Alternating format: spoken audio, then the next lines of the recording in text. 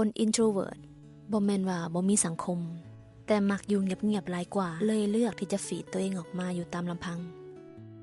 บ่มักใส่ใจคนที่รู้สึกว่าบ่ได้สำคัญในชีวิตเลยบ่แปลกใจที่เฮามักจะเห็นคน introvert มีหมู่น้อยบ่ค่อยพบเห็นในงานสังคมต่างๆเพราะพวกเขาจะเก็บโตวเก่งและดันมีความสุขกับการอยู่ลำพังเพราะมันได้เป็นตัวของตัวเองสบายใจมันแฮปปี้บอกบ่ถูก introvert และกลายเป็นคนที่บ่ค่อยเอาไผเข้ามาในชีวิตง่ายๆเพราะย่านเขาบ่เข้าใจในตัวเองและก็บ่มักที่จะบ่เป็นตัวของตัวเอง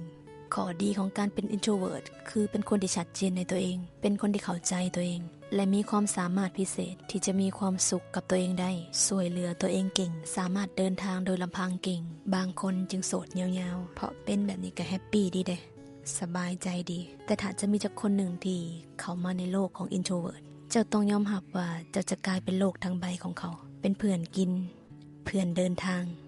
และต้องเป็นความสบายใจแบบสุดๆนำเพราะถ้าเขาบ่สบายใจที่จะอยู่กับเจ้าอย่าคิดว่าเขาจะเล่าทุกอย่างให้เจ้าฟัง introvert เบิ่งคือเป็นคนที่เย็นซาแต่จริงๆเขาเลือกที่จะเย็นซากับคนที่บ่ได้เห็นคุณค่าในตัวเขาต่างหากบางทีก็ต้องเข้าใจในมุมมองของ introvert ว่าเขาอยากมีมุมส่วนตัวเป็นของตัวเองที่ได้ใส่ความสามารถและศักยภาพในตัว introvert เป็นนักคิดและนักวางแผน